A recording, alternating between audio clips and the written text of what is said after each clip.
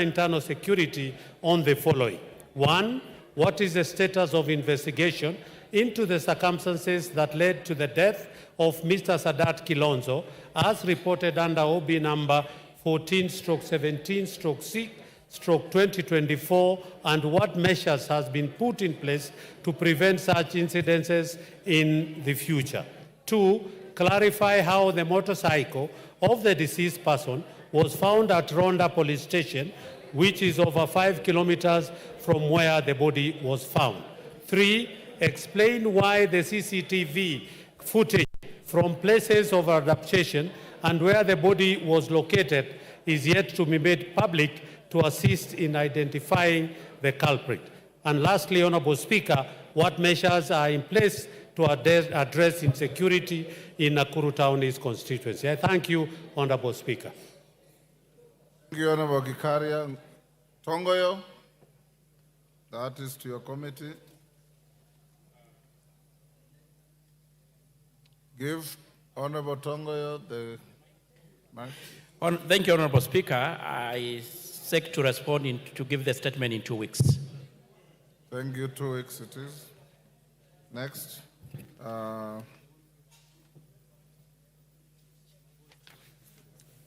Honorable Bukose, are you ready with the statement? Is the Honorable questioner here? Member for, yes, Nyaribari Chache.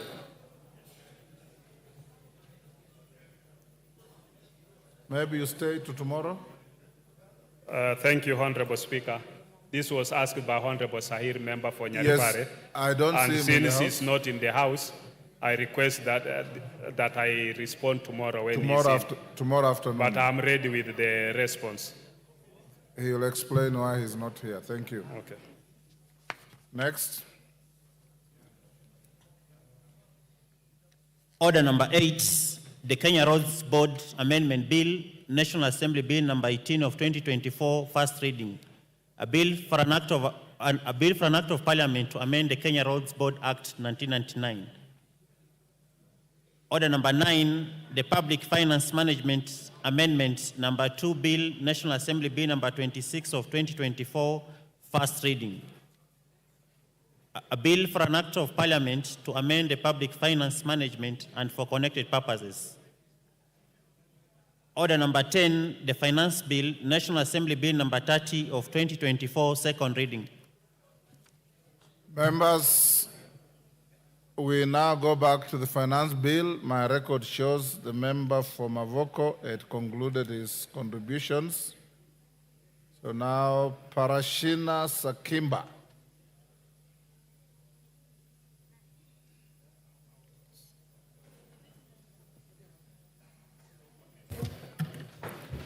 Okay, thank you, Mr. Speaker.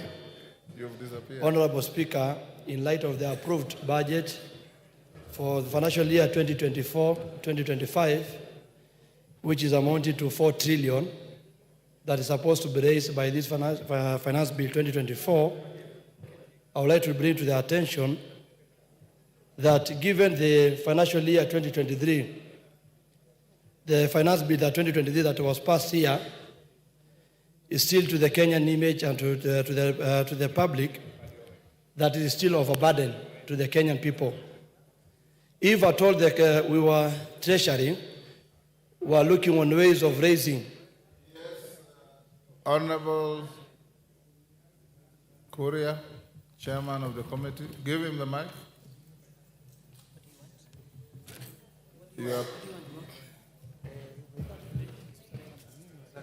You're putting mics behind me.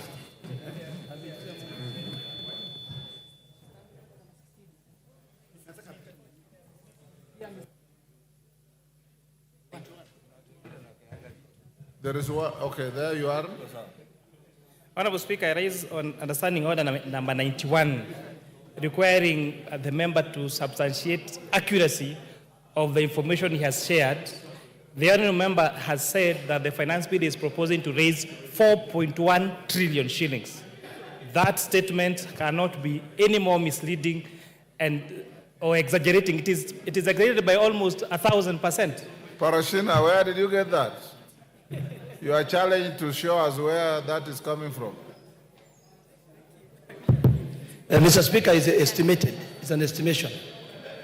Yeah, but just to, I was mentioning about the finance bill of 2023. It was supposed to take care of the deficit of the budget. And you can check that we have a deficit from that record of 224 billion, which was not raised because of introduction of the finance bill 2023, sorry. So, Mr. Speaker, what we are trying to say, and this is clearly illustrated yesterday, and I want to appreciate the amendments that have been done by the Finance and Planning Committee. But if at all we have to wait for pressure from the public, the Gen Z, to raise their voices and then the changes can be done, like there's an emergency, why wait to the last minute? Mr. Speaker, I want to say that in the stipulated the Lafay curve economic theory and the captive or conceptive tax, if you check on that theory, which was established in 1974 by Arthur Lafay, who clearly said that the tax rate, when the tax rate is high, and you try to compare on the collection, it is always not achievable, Mr. Speaker. And I want to urge this House, by the time that everyone is looking on taxation as the only main resource or main way of getting resources, then we are getting it wrong. I want to say that, who are you taxing now? Already the almost dying the mamambogas and the borders and Kenyans are complaining of the finance bill 2023. Once you are introducing this finance bill 2024, we ask a simple question: who are you targeting? That money is not there, Mr. Speaker, and the collection is not easy. When you go and look at the issue of simple mathematics that our colleagues are trying to put on the table, that it's only taxes, I want to ask, where is the issues of mining? Why don't we think outside the box and think about mining? Why do we have a minister and a cabinet secretary in charge of mining? You go to countries like Angola, countries like South Africa, countries like Tanzania, money are also in the budget, also mining plays a bigger part in the raising of funds. And we cannot be captive of IMF. That the only thing that they want us to do is raising money through taxation. Taxing Kenyans every day, day and night. Mr. Speaker, I want to ask about the tallow oil in Turkana. If you check on the tallow oil of the Turkana, no one is talking about it.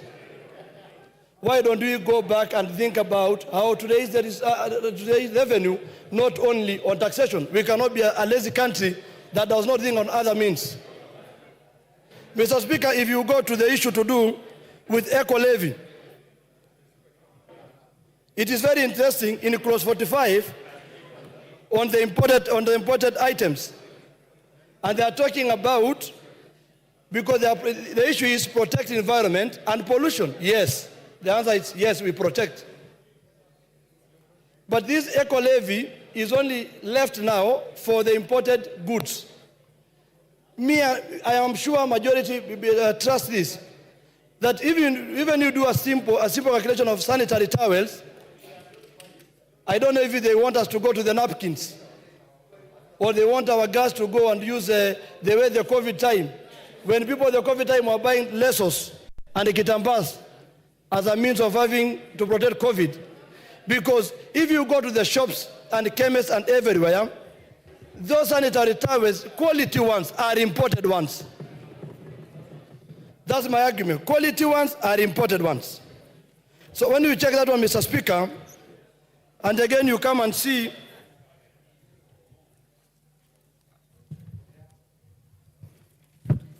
If you go to clause 48, clause 44A, that the chairman has talked about. When you see there was a suggestion from the public participation to increase import declaration fee from 2.5 to 3%. But you see, they are saying that the rate of import declaration fee from 3.5 to 2.5% in the financial year, in the Finance Act 2023, has led to a reduction of 10 billion. And the simple question is, we are not only the people left in the universe working for ourselves. So if you are only targeting to destroy imports, that you are targeting that only we need our local manufacturers to gain an advantage because of taxes being added to goods that we get from imports. But we are a competitive country that we need to compete with others, Mr. Speaker. If you go to clause 57B on the issue of penalty, that the chairman also illustrated very well, on electronic tax system with the data management and reporting system. Mr. Speaker, you see, they say the provision is too punitive, they have agreed, and therefore recommended reducing it to a commercial to the offense. And the question is, which offense? Which offense? So, Mr. Speaker, I would like you to give an advice or my suggestion. If we need to create a country which is self-sufficient in terms of employment, it is not only done on taxation. Other countries gave incentives on the issue of cost of production, electricity, easy way of doing business. So if you are told, you are saying that only we discourage new investors who are coming to do things in this country because of the issue is only taxation as an incentive, then we are wrong. We need to go back and understand on the products that like pharmaceutical, agricultural products, agricultural equipment need to be checked very well.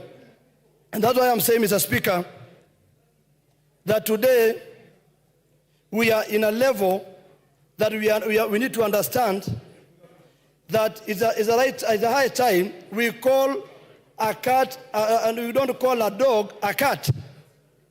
If this bill is punitive, let it be taken back to the public who demonstrated yesterday, who are still asking for answers and questions. And why are you saying you have deleted some and you are not giving them an opportunity to see? Mr. Speaker, like I said before, can we ask ourselves outside, because we are living in this country? If you go to Mamamboga, if you go to everyone is complaining. Everyone is complaining that we have pushed the Kenyan people to the corner. And that's why I say we are just begging from our colleagues, if possible, let us not approve this finance bill 2024. And for the sake of the people of Kajiado South constituency, whom I represent, if you put in hashtag, they might also be called villagers. And I'm also a boy from the village. If at all we are going by the voices of the Kenyans, I stand to say, because of the people of Kajiado South constituency, I don't support this bill. And for the sake of the Gen Z, I also don't support that bill. And also, Mr. Speaker, I donate my 1 minute to Mr. Wanjala. Thank you. Order. Under what standing order are you donating? Kimani Ichung'wah. Kimani Ichung'wah. Thank you, Honorable Speaker. And Honorable Speaker, I rise to support this bill and the committee's report together with all its amendments, Honorable Speaker. And Honorable Speaker, let me take this opportunity first to thank the Committee on Finance for the great work they did, especially in listening to the people of Kenya. Honorable Speaker, as I said yesterday, this committee did indeed listen to the people of Kenya. And if you go through the compendium of amendments that the committee has proposed, you will realize that they listened to Kenyans from the cost of bread, or rather the VAT that was proposed on bread, to the border sector, to the eco-levies on diapers, on sanitary towels, and all the other things, Honorable Speaker, that Kenyans said might be harmful to them or would be detrimental to their well-being in terms of the cost of living, Honorable Speaker. Honorable Speaker, let me also take this opportunity to point out to Kenyans, because I know all these members have been bombarded with messages from Kenyans asking them to reject this finance bill. Honorable Speaker, I saw yesterday when it became clear and apparent that there were measures that have been taken having listened to Kenyans. A number of them started saying, please do not edit, reject. Let me tell them, we never edit bills. What we do is to propose amendments, adopt those amendments, and the consequential bill that will be passed in the committee of the whole is what then becomes the act of parliament that we have the force of law as a new operative law of the Finance Act of 2024-2025. Therefore, let me just plead with Kenyans to be patient with us, to allow us to do what they charge us to do as their elected representatives. Honorable Speaker, I say that because I know, and I know many of these members, including myself, we have suffered a lot of harassment. And I was asking the leader of minority this morning whether he has suffered the same. And he told me his phone is worse. Many of these members of parliament today, Honorable Speaker, you cannot reach them on their phones because they have blocked their phones, including WhatsApp. But this is the beauty of our democracy, Honorable Speaker. And the beauty of this democracy, Honorable Speaker, is that Kenyans express themselves and we respond to what they are saying. And in responding to what they have told us, that is why many of the amendments that you find in the committee's report that touch on the issues to do with bread, border, sanitary towels, Honorable Speaker, and I heard this morning somebody asking whether we have capacity to manufacture adequate sanitary towels and diapers in this country, Honorable Speaker. And I want to confirm to the country that we have more than adequate capacity. Honorable Speaker, if you get data from the Kenya Association of Manufacturers, Honorable Speaker, we are outstripping the daily demand, for instance, for sanitary towels. And I mentioned sanitary towels because, Honorable Speaker, I am a father to girls. Two of them who are now turning to their teenage years. One is 17, the other one is 14. And I have seen these members, someone was showing me a very derogatory message sent to him, being asked whether his wife doesn't do what, I don't know what, Honorable Speaker. And Honorable Speaker, I am saying this because if you look at the data from the Kenya Association of Manufacturers, it is clear that out of 4 established companies who are manufacturing sanitary pads, for instance, African Cloth Limited, Sai Pharmaceutical Limited, and a 5th one coming up, Sunda Kenya Limited. The 4 companies' production output is 148 million pieces a month. Our local demand is 135 million pieces a month. Honorable Speaker, when the eco-levy was introduced on sanitary pads and diapers, Kenyans spoke to the Finance Committee and said they would become expensive. And Honorable Speaker, the Finance Committee has responded by imposing both VAT and that eco-levy on finished imported products, including imported sanitary pads and diapers that are coming from countries, and I do not want to mention the countries, Honorable Speaker, whose safety, how hygienic they are, whether they meet the required health standards, we cannot ascertain, Honorable Speaker.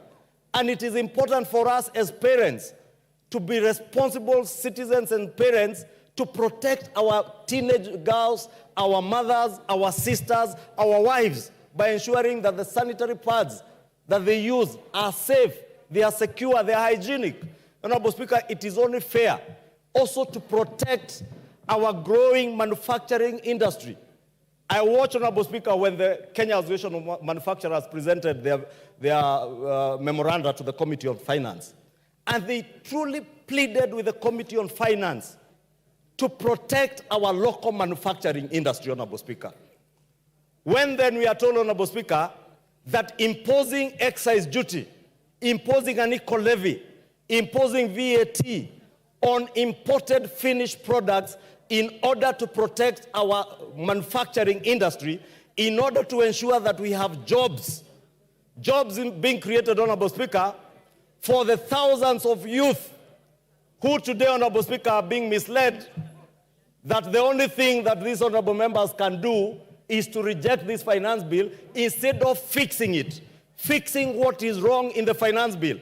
Honorable Speaker, this bill had 65 clauses at inception when it came to this House. I have listened to Kenyans, Honorable Speaker, yes, and engaged a number of them. Order, Honorable Majority Leader. Under what standing order? 83. Pardon? And Speaker, according to the oxygen principle, Under what standing order? according to the oxygen principle, Speaker, procedural technicalities does Order, not override Honorable substantive Babu justice. Wino, order. You are here in the morning. I said, you understand a point of order. I'll allow you. Tell me which standing order is being infringed. Then I allow you. You said 83.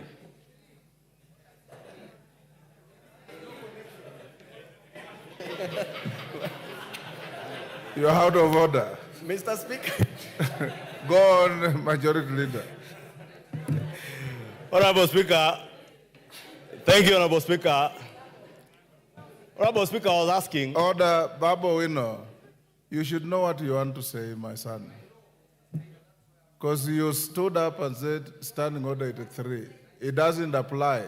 Then somebody whispers to you 91, you say 91. Go on, Majority Leader. Take your seat. Honorable Speaker, I was asking, what is so wrong with us protecting our manufacturing sector in this country, Honorable Speaker? What is so wrong with us ensuring that we are creating jobs within our own economy instead of creating jobs in other countries, Honorable Speaker? Because when we say that we do not levy excise duty on imported finished products, whether they are finished and fully assembled borders or motorcycles, Honorable Speaker, we are creating and exporting jobs out of this country into those economies where we want to import those finished products from. Therefore, Honorable Speaker, I want to speak to the young people in the streets. The young people, Honorable Speaker, who have been mobilized in colleges and universities around our country to send members messages of rejecting this finance bill. This finance bill is about protecting yourselves as our children. It is about creating jobs for you as our children. It is about ensuring that the future of our economy is secure, Honorable Speaker. Honorable Speaker, we will only secure the economy for future generations if we make sure that we nurture the growing manufacturing sector in our economy, Honorable Speaker, vis-a-vis in exporting jobs to other countries, Honorable Speaker. Honorable Speaker, the finance, every year that we pass a finance act in this House, it has a 3 or 2-fold objective, Honorable Speaker. Top amongst them, other than revenue, is also to ensure, Honorable Speaker, that we create jobs within our economy for us to be able to expand our tax base. So that, Honorable Speaker, those of us who feel overburdened, especially the working class in this country, because we are paying taxes and very many other non-taxpayers or Kenyans who are not paying taxes are depending on us to ensure that we're able to create jobs, create more income earners who can pay taxes so that we share the burden of taxation more evenly and more fairly, Honorable Speaker. And that is part of the prime objective of this Finance Act of 2024, to ensure that we raise revenue, we protect our manufacturing sector, Honorable Speaker, we create jobs, and more importantly, Honorable Speaker, we deliver services to the people of Kenya, Honorable Speaker. I am glad, as the President said yesterday, Honorable Speaker, that the conversation in this country now has changed. We are no longer debating in this house. Honorable Speaker, these interjections, I find them unnecessary. I think Babu Owino thinks we are outside Central Police Station. Thank you so much, Honorable Speaker. Honorable Speaker, we cannot sit here. What standing order are you on? 91. 91. Honorable Speaker, why is it that it's only my standing orders that you are confirming, Honorable Speaker? The rest you are giving. Baba, everybody has been subjected to the same treatment. What I want to say is very important and urgent, Honorable Speaker. Yes, what is out of order? Thank you, Honorable Speaker. Honorable Speaker, I've heard the submissions made by Honorable Ichung'wah, and I want to say that at first I thought that they were important and detailed, but I've just realized that the important parts are not detailed and the detailed parts are not important. He's talking about manufacturing. Honorable Speaker, I want to educate Honorable What is Ichung'wah. out of order? This is where I'm coming to. Pursuing a counter argument. This is where I'm coming to, Honorable Speaker, on matters economics, because Honorable Ichung'wah is claiming that if we increase taxes for imports, that is what he's saying, that if we increase taxes for imports, imported goods, then we will give an opportunity for industries, local industries to grow, which literally is normally true. But in our situation as a country, Honorable Speaker, we are going to promote what we call foreign absorption, where money is going to leak from... Order, Honorable Baba Owino. Order, take your seat. Order, Honorable Baba Owino. When you take your seat. You are pursuing a very healthy argument, but it's very far from a point of order. When you are given an opportunity, pursue that argument and convince your colleagues. When you stand on a point of order, ordinarily you start this way. Mr. Speaker, is it in order for the member on the floor to say this and this and this, when in fact the fact are this and this, or contrary to this standing order? You've shot up on my permission, and you are pursuing a very healthy argument on the bill that has no relationship with what the member on the floor was saying, because that is your argument, that's his argument. Thank you, Honorable Speaker, for that guidance and protection. Honorable Speaker, I was saying many of the amendments that have been proposed by the Finance Committee in a big way cure the numerous concerns that Kenyans had over this finance bill. And therefore, that's why I want to plead with this Honorable House, let us do what is right. I know there are those who are tempted to do that which is popular. It is very popular to join street demonstrations, to be seen as a hero rescuing people from police stations when they are arrested out of whatever they are arrested on in the streets. But as a leader, and we are here as leaders, Honorable Speaker, as a leader and as leaders, Honorable Speaker, we must do that what is right. And Honorable Speaker, when this administration came to power about 2 years ago, our fiscal deficit as a percentage of GDP was at 6.7%. We were projected to borrow 1.1 trillion shillings, Honorable Speaker, in the first year of this administration. That today, Honorable Speaker, with the budget that this House adopted 2 or 3 weeks ago, has gone down from 6.7 to 3.4%. That is on account of sound economic policies.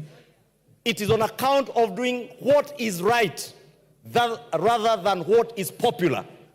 Honorable Speaker, I know many of these members have been intimidated around the country, being told, utatupata 2027, or you get us in 2027. I want to give you the highest assurance. What the people of Kenya will judge you against is whether or not you are able to deliver on the promises and the pledges you made to them on delivery of services. It shall not be possible to deliver services, to build roads, to build schools without generating revenue for the country, Honorable Speaker. We cannot be a country that lives on debt, Honorable Speaker. And I'll beg for additional time because of the interjections, Honorable Speaker. Honorable Speaker, 2 years ago, we were not just surviving on borrowed money. Honorable Speaker, we were on the verge of defaulting on our international and national domestic debt obligations, Honorable Speaker. From last year, end of last year, Honorable Speaker, it became clear, not just to us within the country, but to the world at large, that Kenya was never and was not about to default on its debt obligations, Honorable Speaker. That is why, Honorable Speaker, today, unlike 2 years ago when the price of unga was at a high of 260 shillings, today the price of unga is at a low of 100 shillings, courtesy of the right economic policies and not what is populist. Give him 2 minutes to wind up. I have 15, Pardon? I have 15, they had time to 10, and the interjections. I'll give him an additional 3 minutes. Yes, Wamshomba, hold the time. Wamshomba, what's your point of order? And under what standing order? Mr. Speaker. Give her the mic. There's one next to you. Thank you, Mr. Speaker. I rise under standing order number 90. As a member who has pecuniary interests on matters sanitary towels, as a user, because I'm a user, do I qualify?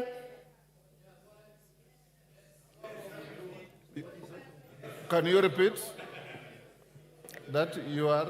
I am standing on the strength of standing order number 90. Yes. As a member who wishes to speak on this matter of sanitary towels as a user. That's yourself. Yes. You are out of order. Take your seat.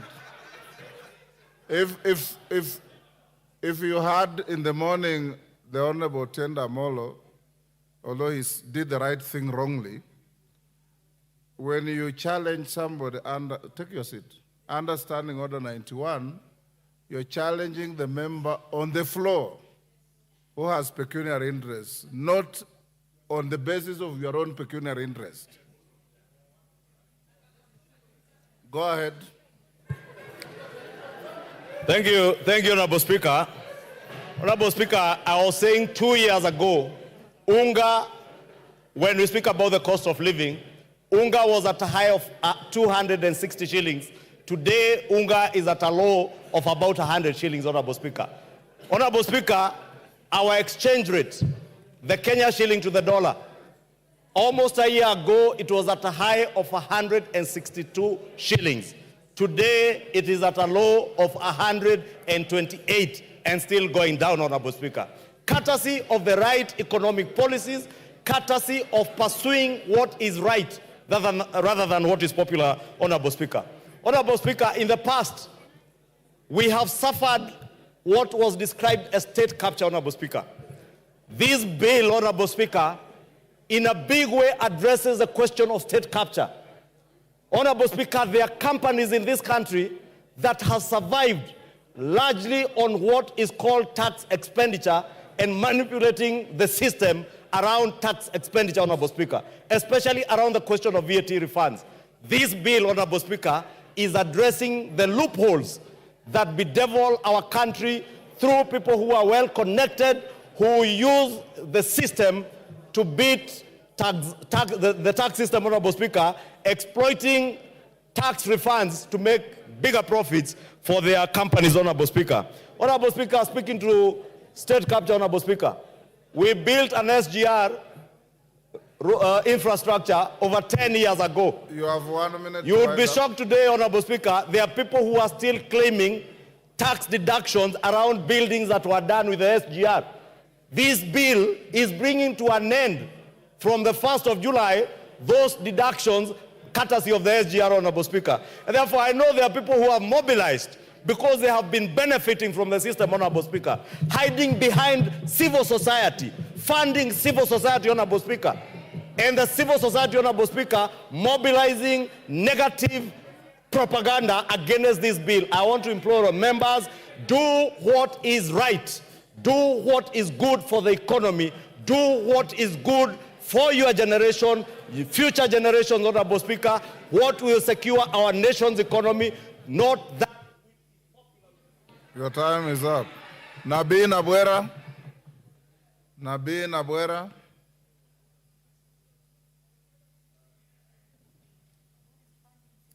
Thank you, Mr. Speaker. I want to raise a number of issues. Yes, Millie Odhiambo, what is the problem? The women are also here. I can see them.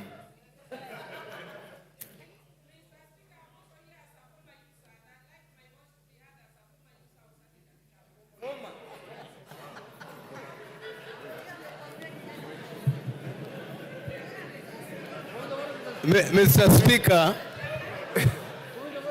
Mr. Speaker. Yes, order, Nabi. Yes, Gichungwa, what is the point of order? Honorable Speaker, because Honorable Millie was not on record, you may not have heard what she said, but she said she wants to speak as a former user. Honorable Speaker, of sanitary items. What I did not understand whether it was sanitary towels or diapers. Maybe she can clarify whether it was sanitary towels or diapers. Nabi, order. Yes. Yes, Honorable Junet, what is out of order? Hold Nabi's time. Mr. Speaker, you've heard clearly what the majority leader has said. He is asking under what category of women do Millie Odhiambo fall? Because she's claiming that she's a former user of sanitary pads. And in the finance bill, we are discussing sanitary pads, and we want to reduce the taxes. Is she going to benefit from that? Is she opposing or supporting, Mr. Speaker? Order, Millie. You don't need rocket science to understand what you said. I understood you clearly, and we don't want to engage in debate. Nabii Nabwera, continue. Thank you, Mr. Speaker. Mr. Speaker,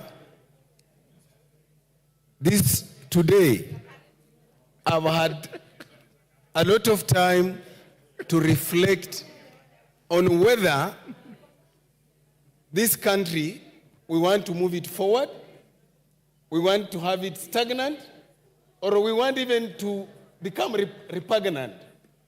I'm saying this, Mr. Speaker, because any progressive country, any progressive system, we should have started by looking at our 2023-2024 Act, Finance Act, and asked ourselves the question, has it served us well? Number two, we should have asked us, we intended to collect a certain amount of money. Did it help us collect that money? Number three, what has been the business performance for the period that 2023-2024 covered? And finally, Mr. Speaker, we should ask ourselves, has the current Finance Act helped us to mobilize savings? What is our saving ratio as a country? Mr. Speaker, as I look at that and evaluate the 2023-2024 Finance Act, I return a performance ratio of 44%. With that kind of performance ratio, you cannot come up with another act, a bill to repeal that act, which increases the number of taxes, the amount of taxes to the public. Because you have failed to collect over 300 billion. Mr. Speaker, whereas the chairman of the Finance Committee presented to us a report here, which looked progressive, unfortunately, it fell short of curing the problems in this bill. What are the problems in this bill? Mr. Speaker, if you look at Schedule 4 and Schedule 3, then you return a no acceptance to this bill. One, if you look at the 10% duty on Kilinga, you are only improving the status of one business person. When you look at the duty on billet, you are improving the status of the same person.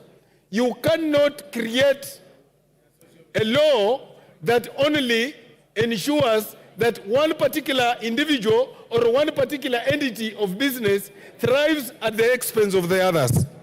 Mr. Speaker, whereas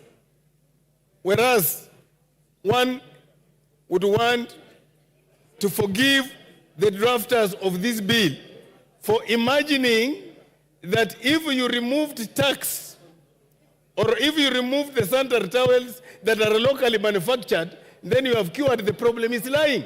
I've talked to my own daughters in the house. They tell me the sanitary towels they use are all imported. So in other words, when you see the young girls going to the streets and asking us whether wasinyeshe, they mean it. Because you are making their life unbearable. Mr. Speaker, I want to pick on an issue here. And this issue is based on Schedule 4. If you look at all the taxes under Schedule 4, on telephone, on all those things there, they are meant to help improve businesses. Now, if we are levying taxes on them, and already the business community is underperforming, how do we intend to raise money? If this country cannot mobilize savings, then we rather shut up and close it.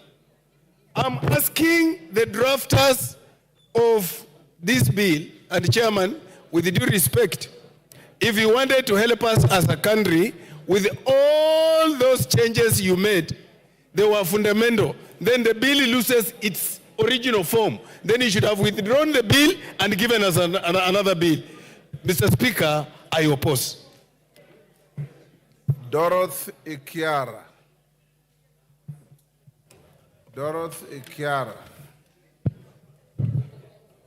Thank you, Mr. Speaker.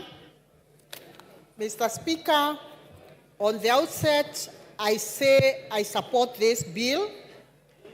And Mr. Speaker, I was seated here in the House and I participated actively in passing the budget and appropriation bill when it was presented before this House.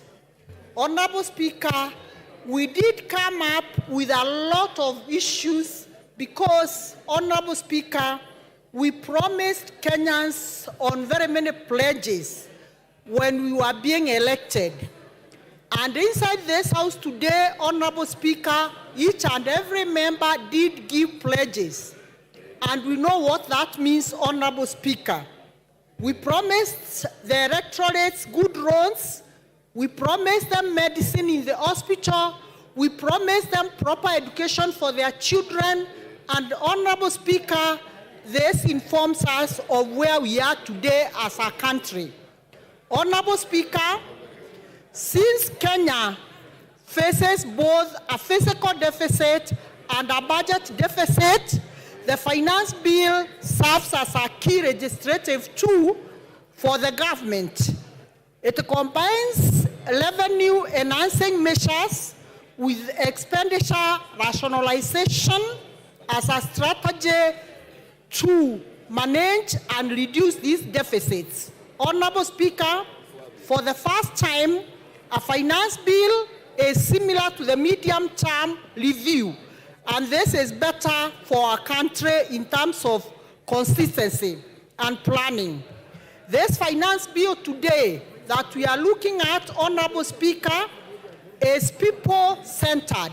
I'm saying this, Honorable Speaker, because I personally participated when the Finance Committee, led by the very able Chair, Kuria Kimani, was going around seeking public views on what they had proposed in the budget.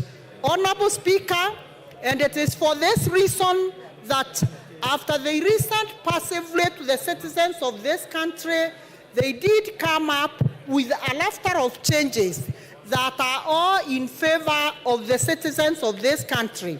Honorable Speaker, aside from the key highlights which the Finance Committee addressed, some of these proposals that they had proposed initially have now been dropped.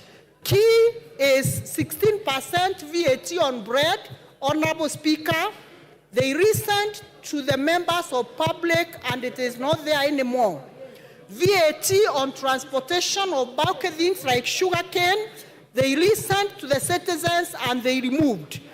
No increase in the mobile money transfer. Honorable Speaker, yesterday as I was passing through one of the streets in Nairobi, I had members, I had the people who are shouting, the citizens of this country who are severely misled that mobile money transfer will not be removed. Honorable Speaker, I want to say the committee resent to the citizens, and this is one of the things that was removed, Honorable Speaker. Excess duty on vegetable oil, edible oil, is no longer there, Honorable Speaker. Then, Honorable Speaker, as the majority leader has alluded to, what this bill has tried to do, Honorable Speaker, it is to promote the local manufacturers. Honorable Speaker, it is very clear that moving forward, the local manufacturers, like the locally assembled bikes, they will be assembled duty-free as opposed to the imported ones. Honorable Speaker, we have also another very good advantage that the e-team has been excluded from farmers and small businesses who have a turnover below 1 million. And Honorable Speaker, this is a clear manifestation that this government is a bottom-up government as we had promised the electorates. Honorable Speaker, I want also to unveil the key achievements, Honorable Speaker, in this bill, especially for the employed Kenyans, Honorable Speaker, where the allowable pension has been extended from being taxed from 20,000 to 30,000. This is an achievement for our workers and the salaried people, Honorable Speaker.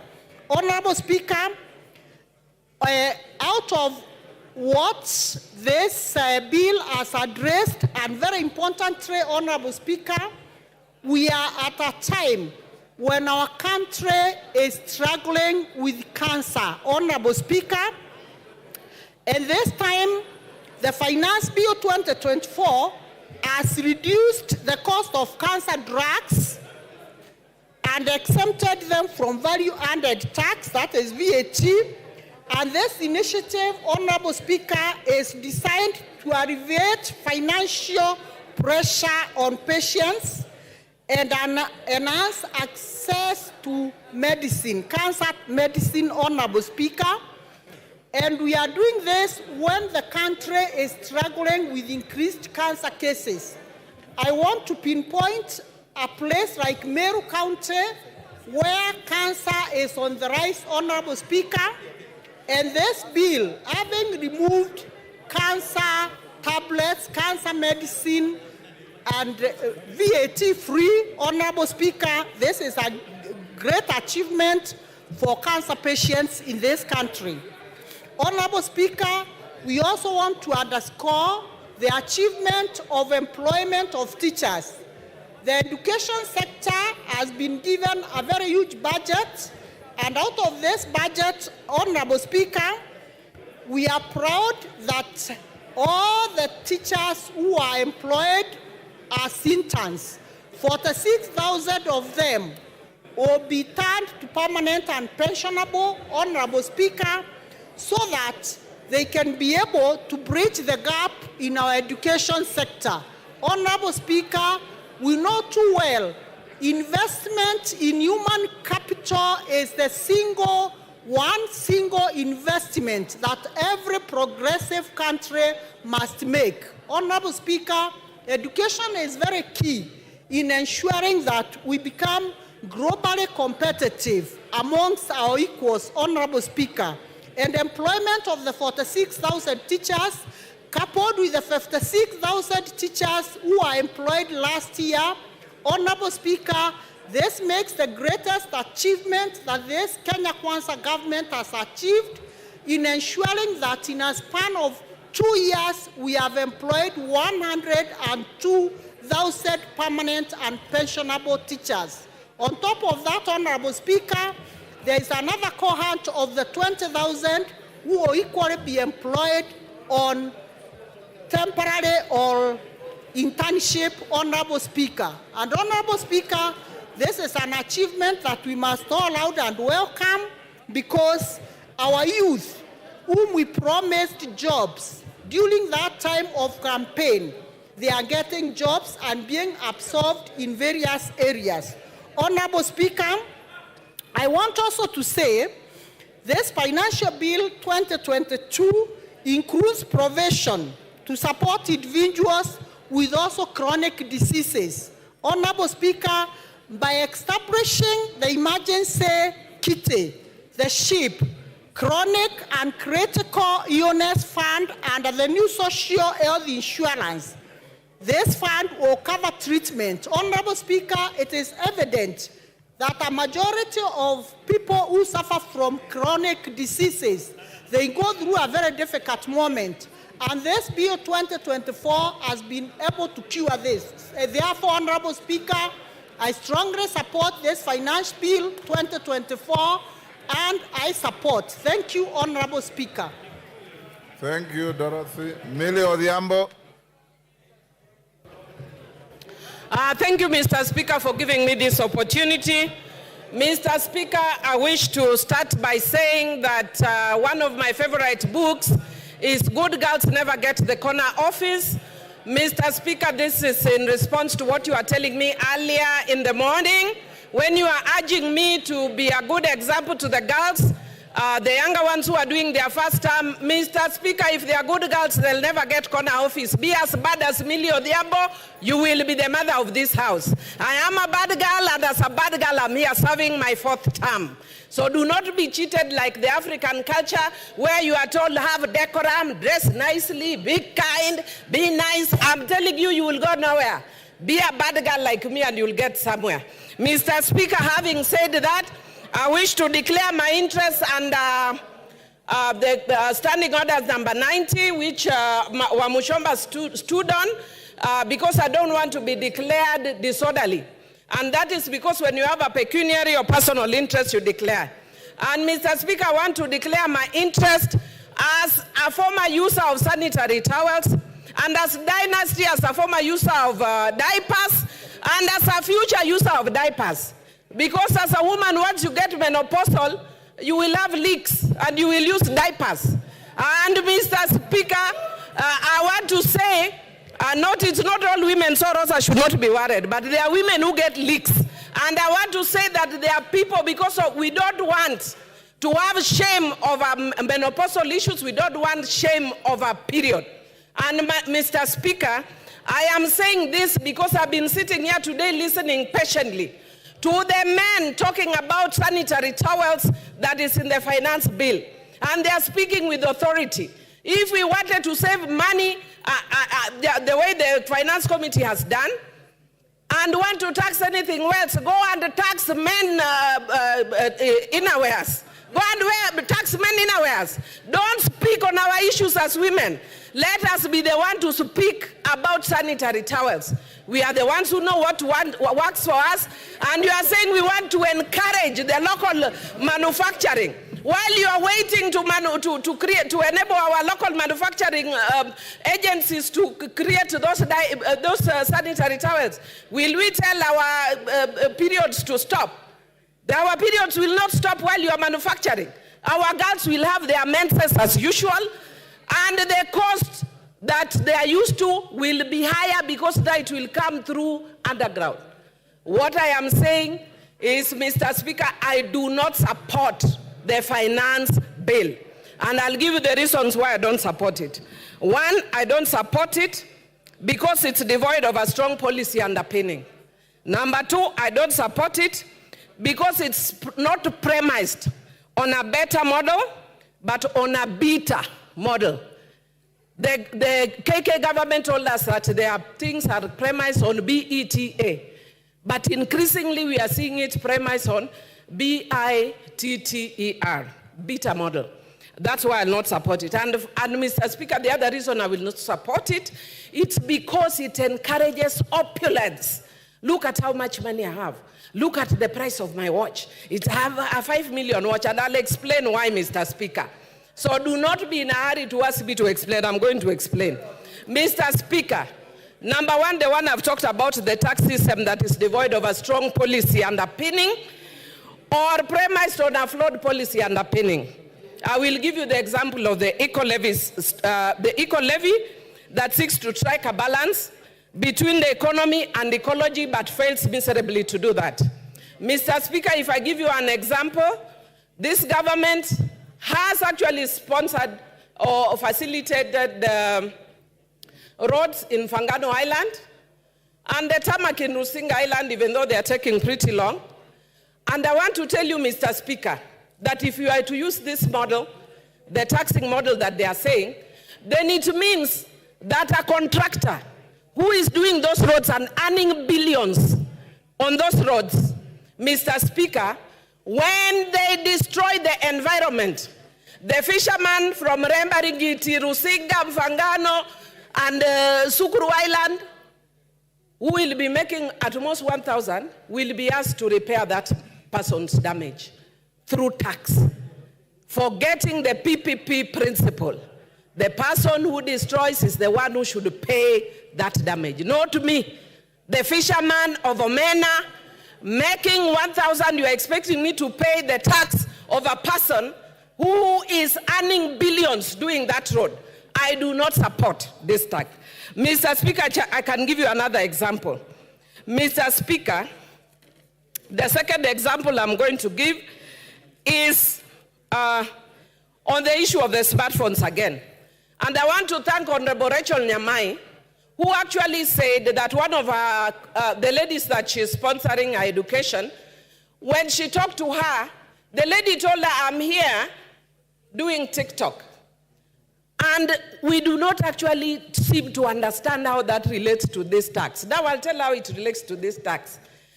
Mr. Speaker, if you are taxing digital content, Mr. Speaker, this girl has gone to town. I can tell you after this, Rachel Nyamai, myself and others will be on TikTok. The girls will be imitating us on TikTok. And they will be making money imitating us on TikTok. And then under this tax, we are telling them we are taxing you, TikTok. Why? They are doing that because there are no jobs. They have become innovative and look for their own jobs.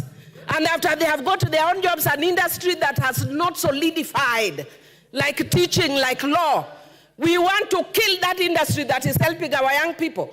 That is why the Gen Zs were on the streets.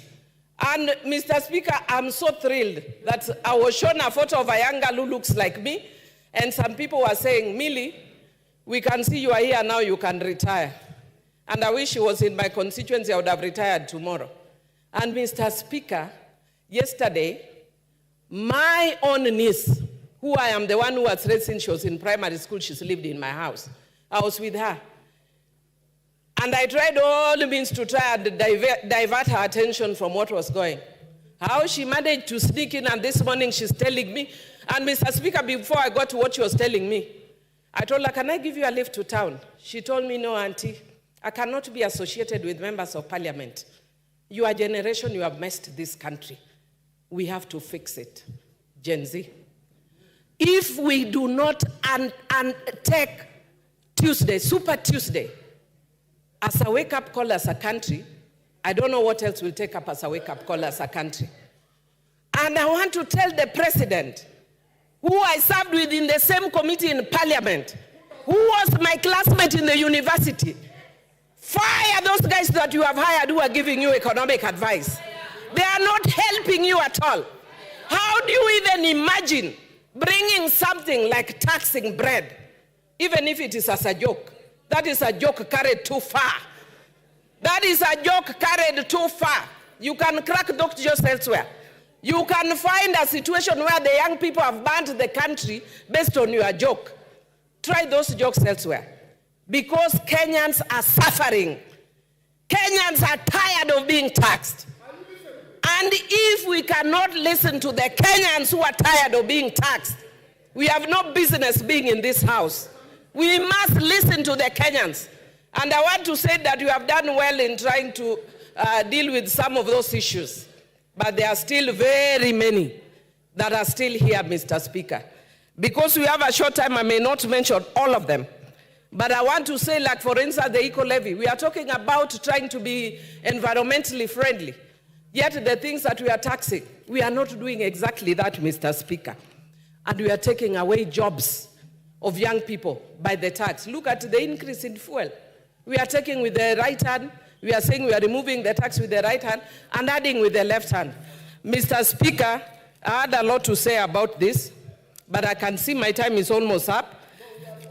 And what I can see on my side, they want to add me. But I want to say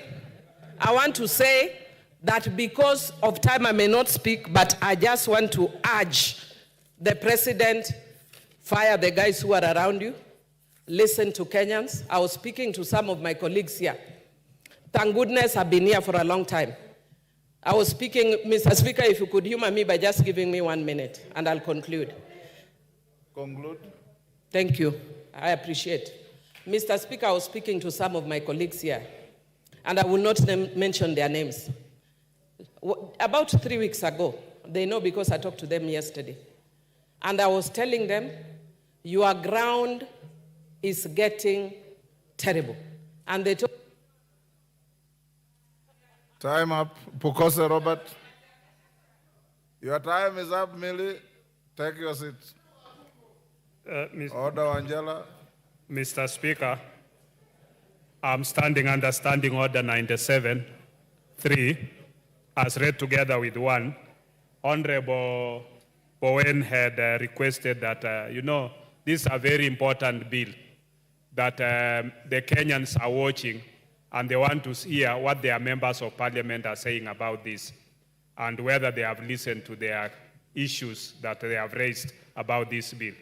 So will I be in order to ask that we reduce the time to 5 minutes, no, even up to tomorrow, to 5 minutes,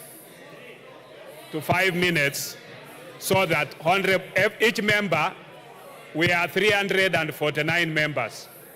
If each of us was to take 10 minutes, it would take us up to 2 weeks from now. Yeah? 3 months. Surely, we should be fair so that everybody can make a contribution to it. I have not contributed, and I've been here since morning. Yeah? Yes. So I start with me to have 5 minutes. Order, honorable members. Earlier on in the morning, member for Marakwet, is it East? Bowen Kangoko raised the same issue. Now it's popping out again. Are we comfortable with 10 minutes or we reduce to 5 minutes?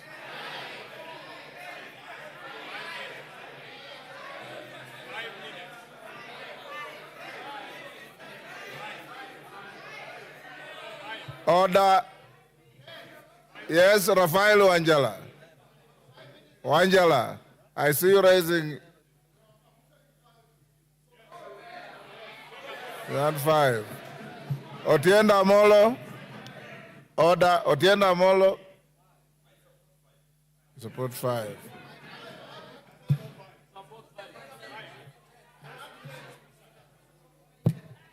Order, honorable members. I will put the question. Will those who want the time to be reduced to 5 minutes say aye? Aye. Will those who want to retain 10 minutes say nay? Nay. The ayes have it. Okay, Pukose. Order, honorable members, and I think order. I think it's only fair and just because my screen is bursting with Yes. requests. So in 5 minutes, you know, my teacher used to tell me, if you can't make your point in 2 minutes, you are unlikely to make it in 30 minutes. Thank you. Yes, because Thank you, Honorable Speaker. Honorable Speaker, I stand to support this finance bill with amendments. Having listened to the people whom we represent, having complained about VAT on bread, having complained about the 2.5% tax on the vehicles, having listened to them that we want to create jobs for our people. Honorable Speaker, I want to thank the committee, and I want to tell the public that the committee is made up of members from both the opposition and the government side, or the minority and the majority. So this bill was not made by Parliament. It was done by the executive and it's been brought to the House. Your members of Parliament have listened to what you wanted to be amended. And therefore, we want to pass it with those amendments, and that is the essence of the public participation. This bill was brought to the public participation, and it goes through the process. Honorable Speaker, when you listen to people outside there saying, reject the bill, this bill is also important because it has to raise part of the revenue to finance what the public requires from the government. And because it has to finance that, as we speak today, we've raised the money for counties to 400 billion. This bill is going to raise 346 billion. That 346 billion will be added with what is being collected in taxes to make it 400 billion so that the counties can have money to offer services. This is going to meet the budget deficit from what the government is collecting. So it is what the government continues to collect. And we need the public to understand that when a finance bill is done, it is a bill that will come into effect to support what the budget requires for the government to deliver. And therefore, we cannot say reject it in total, but you can also suggest what amendments should be done. And I think as people's representatives, we want to ask our Kenyans who are outside there, if you have amendments, you can approach your member of parliament, and the member of parliament can still have time to create that amendment. So the issue of saying reject the bill, I think should not be there. But we should be able to make those amendments, and I hope that our counterparts from the minority side will support those amendments so that we can be able to deliver and make sure that we have listened to what the Kenyan public demands of us. With those few remarks, Honorable Speaker, I support with amendments. Honorable members, before I go to the next speaker, allow me to go back to order number 5 and allow the chair, JLAC, to table a very important paper in furtherance of one of the NADCO bills. Murugara, get a working mic. Give him a working mic.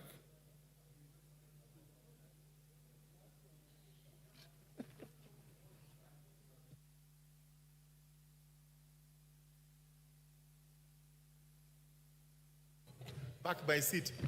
Yes, thank you. Thank you very much. My young son here must be advised that he should not make use of his father's seat. Honorable Speaker, I beg to lay the following paper on the table of the House today, Wednesday, 19th June 2024. Report of the Departmental Committee on Justice and Legal Affairs on its consideration of the Senate amendments to the Independent Electoral and the Boundaries Commission Amendment Bill, National Assembly Bill number 10 of 2024. Thank you very much, Mr. Speaker. Thank you. We go back to the bill. Makali Mulu.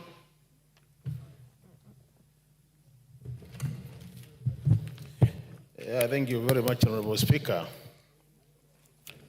Honorable Speaker, I want to confirm that I've taken time to read through the bill itself and the report, which is 389 pages.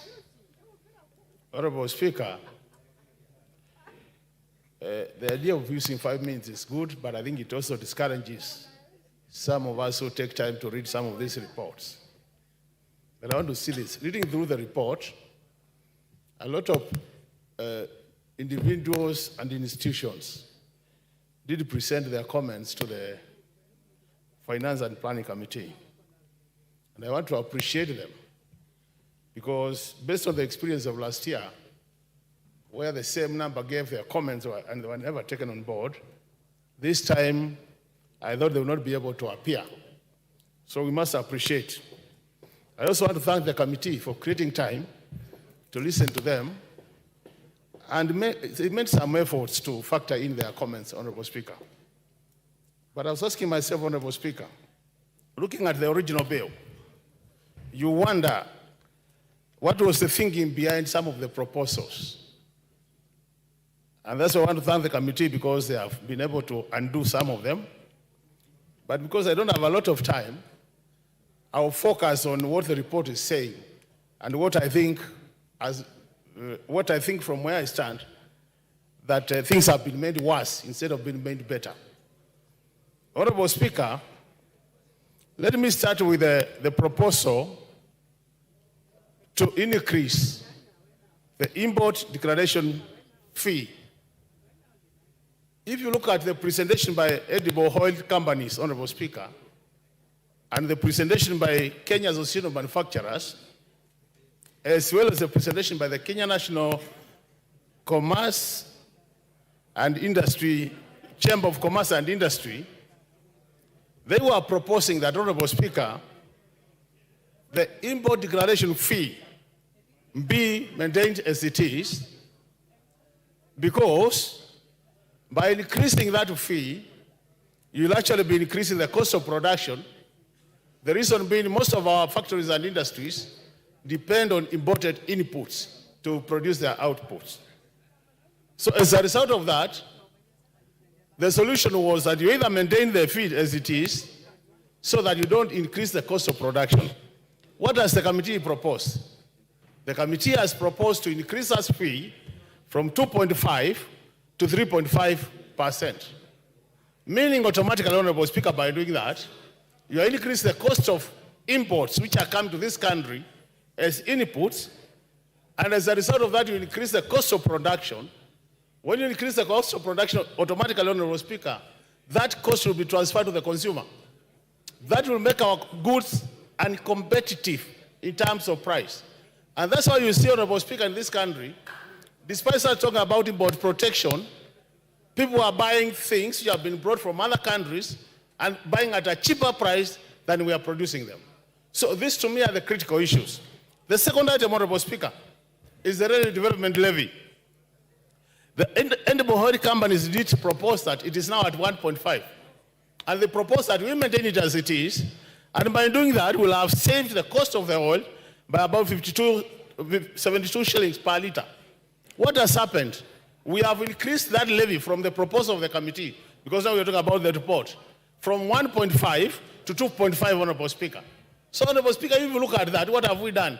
We are likely to increase the cost of production, because that levy will be levied on all the goods which are imported, and then a good which will go through our railway transport system, Honorable Speaker. So again, instead of helping our manufacturing sector, we are making it worse. To make things worse, Honorable Speaker, if you look at this report, the last clause is a proposed new clause to increase fuel maintenance levy by 9 shillings, Honorable Speaker, by 7 shillings. Anytime you touch fuel in this country, Honorable Speaker, you touch the whole sector, you touch the whole economy, and by doing that, Honorable Speaker, you increase the cost of production, and this will directly affect the Wajikus, the Mwendes of this country, and I can tell you for sure, Honorable Speaker, this now bill, the proposed amendments are going to make this bill more worse, and it's a very good candidate for voting no at the point of voting. With those remarks, Honorable Speaker, I want to submit and say that Time up. Kangoko Bowen.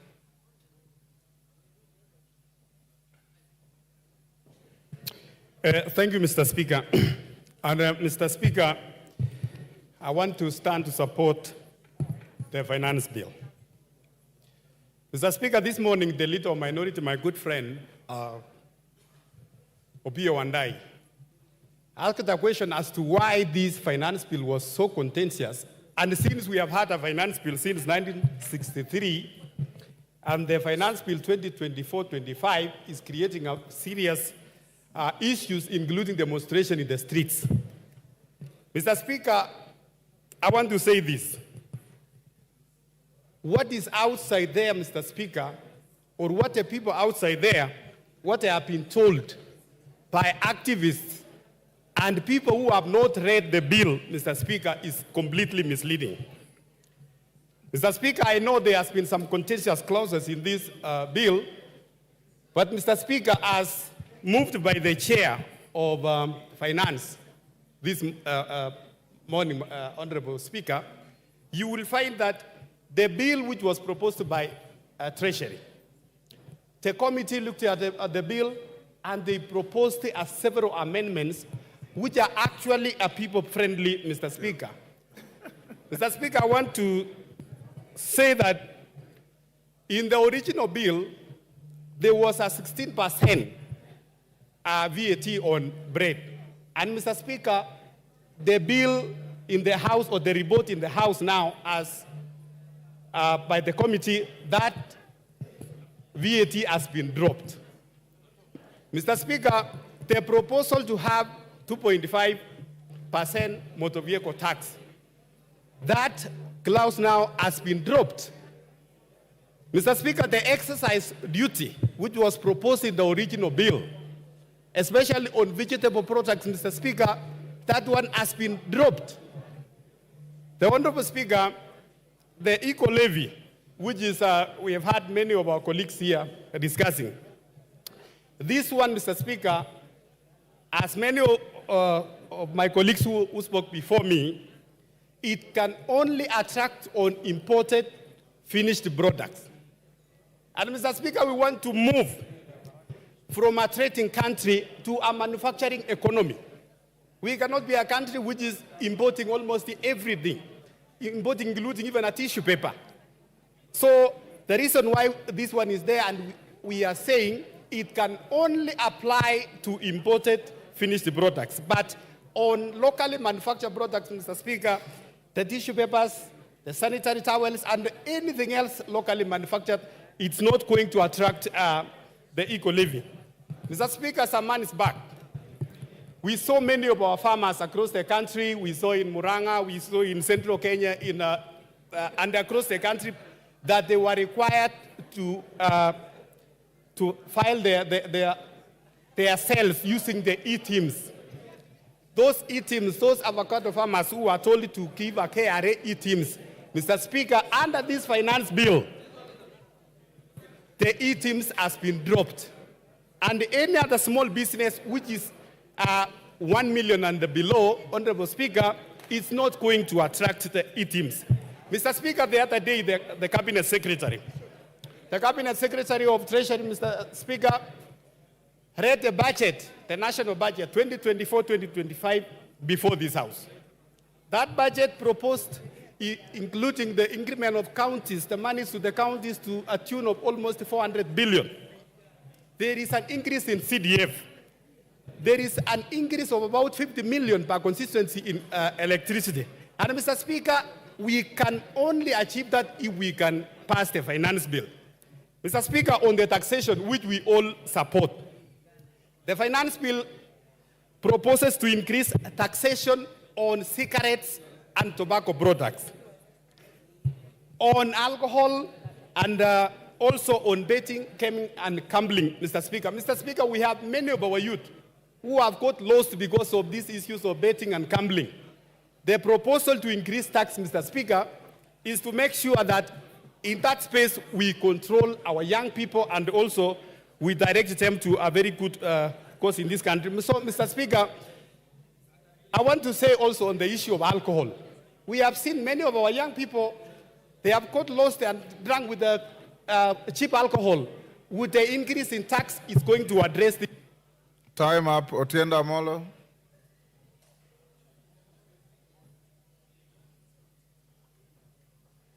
You'll get. Give him the mic. Thank you, Mr. Speaker. Mr. Speaker, on the outset, I oppose this bill. And even having listened to the chairman on the raft of proposed amendments, to that I say too little, too late. Mr. Speaker, first of all, I think I have myself recorded 120 reasons for rejection of this bill. And Mr. Speaker, it is sufficient that the professional associations have spoken to this, the church has spoken to this, civil society has spoken to this, and Kenyans have spoken to this. There are legal reasons for rejecting this bill. There are financial and economic reasons, Mr. Speaker. There are humanitarian reasons. But more fundamentally, it is a moral question. This regime has lost the capacity for shame and does not even regard Kenyans. Mr. Speaker, I was tempted to attack some of these entities, the church, some ambassadors, because they are the ones who are at the forefront for supporting this regime. But I will forgive them. I will only tell them, it is good you have realized the error of your ways. This regime, Mr. Speaker, needs to understand the etymology of governance. The whole idea of governance is that the people voluntarily relinquish some of their rights and liberties for the government to protect them. But in this case, we have a government that does not want to protect its citizens, it actually wants to decimate them. We must reject that idea. Mr. Speaker, it is important to understand that a budget is made for the people. And traditionally, it is the people who must be listened to. We have a draft bill whose origins is essentially the Bretton Woods institution, the IMF, and secondarily, the World Bank. Mr. Speaker, the Bretton Woods institutions were never made to further the interests of developing countries. The Bretton Woods institutions were established in 1944 essentially to protect and the war-ravaged countries, which essentially were all the developed countries. Therefore, when they come and they give us prescriptions, those are prescriptions that must be taken with a pinch of salt. In the 1980s and the 1990s, they gave us what was called the structural adjustment programs. It is only when Kenya, like other countries, rejected those subs that we started going somewhere. Now we are in a situation where the Bretton Woods institutions have come back in full swing in the face of the executive. It must be rejected. Mr. Speaker, it is important to understand that this bill does not protect and is not the interest of Kenyans.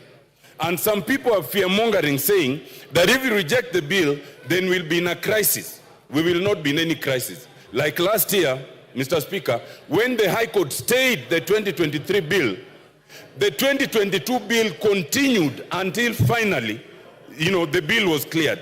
And therefore, Mr. Speaker, the 2023 bill, which is already draconian enough, but is less draconian than this one, let us reject this bill. The 2023 bill will continue, and let us have a bipartisan approach to budget making so that we can sit down and agree on the basic minimum that must be included in that budget.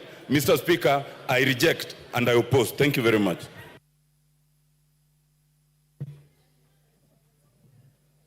Paul Melly. Julius, sorry, not Paul. Julius Melly, Chair Education. Give him the mic.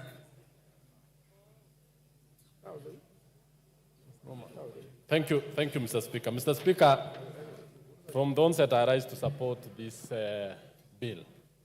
Mr. Speaker, this bill is quite progressive, and I want to ask members who have opted not to read the report, and I think as part of the parliamentary procedures, Mr. Speaker, you gave your guidance that every other bill that is tabled in the House procedurally goes to the committee And the committee did its work very diligently, led by Honorable Kimani Kuria.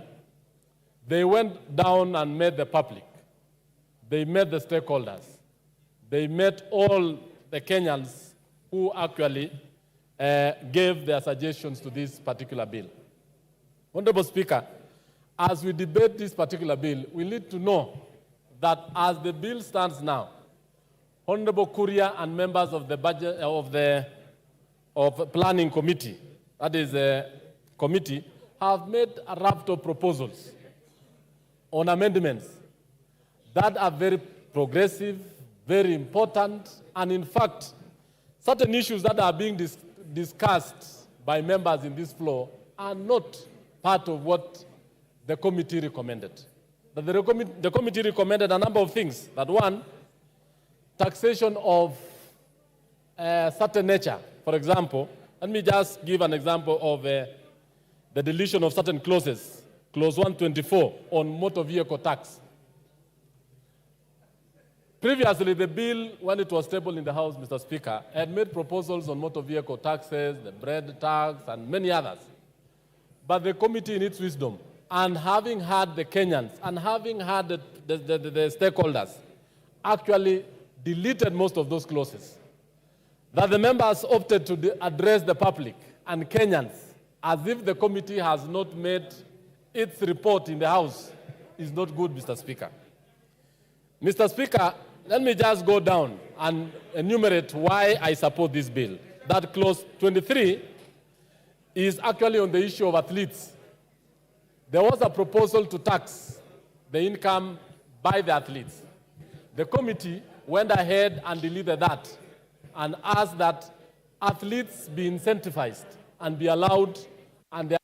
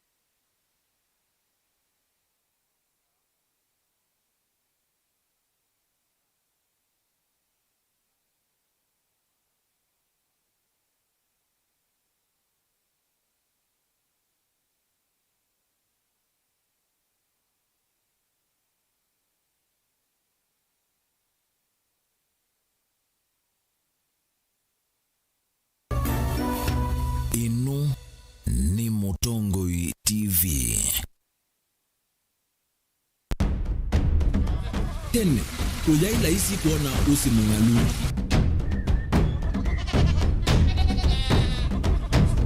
Andu, mabanda makesa ukeda mbuwa hiyo kuo kwa winge. Ni maundu mebala tutonya kweka tuwa kwa takiucha kwe mambo. Pe maundu mainge wa mbe ulawila isi. Pe tutila tuenza wa moko. Maliu alameka nesa okamba yu ona maimi nambu emwe kasila kato sete keisa utungoke liaba kana tuika ileo igimba ya imi. Thina yu abawenda ne ku-establish kana siambo kwata. Lakini ona siya kwata yu ukaokethia ni siya twame ibasa na kuma kwena tina muno. Bumango ni siondu ndinzo ye fiber ndinzo ila uye ye mbali siona ye moyo muno.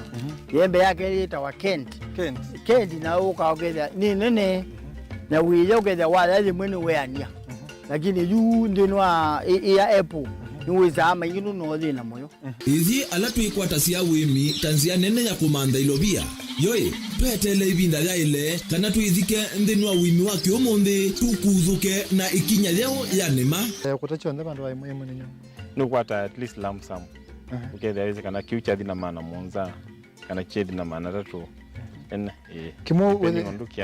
Kimo without no tata mbese na list ni mana tatu kungayana depending on wito wacho lakini ila nenukie nyenuru nayo wiani ila nenukie ninethiwe na masama usisa siendo syakwa etha ni ng'ombe inengiwe liu nesa iya Mukamba ni wezi uimani udhui na kwa uondo ili iteko batithia uima waku. Rafiki Habo Clinic ngua Habo Dr. Mwithia nezo kiliniki cha ndawa cia miti kila kitongo eche kwa uiti mwithianu na ndawa sikiwe ukunikili wa ki-science kuikithia ni cia uvosia na siena udhu mwini waku nezo itama ukivathukanio ta typhoid, ndetema, amiba, bio, ulcers, kwalo malenyu na arthritis kwa mbatoni ndakame kulea kusia kokosa vina wa kiume, mauma kikonde, asma, mauma metambo, fibroids, sukali na uwangi komana na Dr. Mwithia ewe mwene wakwambililia matuku na mwonza mwiwa thantha tutu ikibwezi kuthengia na Tumaini Clinic wa chula sibitali wakele matuku na nyanya tuikathonzweni Windy Shakers itina wangomeni hotel nduka namba 3 wakatatu matuku na kenda tuimatiliko kwa Steve Kenguti Chambio Inn matani sioni